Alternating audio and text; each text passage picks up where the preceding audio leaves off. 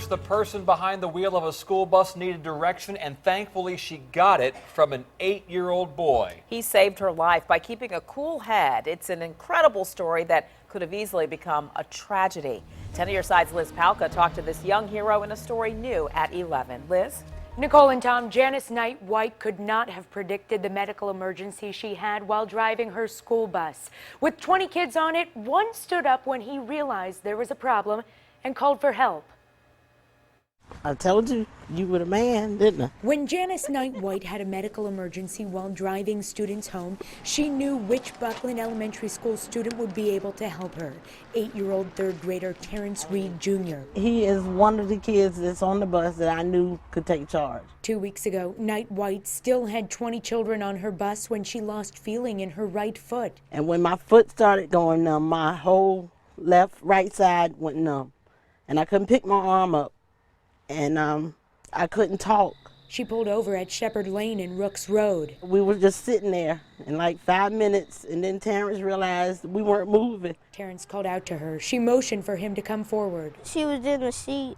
I think she was crying a little bit, and she couldn't move or nothing. She was able to tell him she was sick. She called me up there, and then she said call in for help. That's when Terrence got on the bus radio and said, Miss Knight is sick. He said it multiple times. The main school office picked up on it. So did the Gates County Sheriff and his deputies who listened to the school bus radio system. When he came on the radio, the hair on the back of my neck just stood up.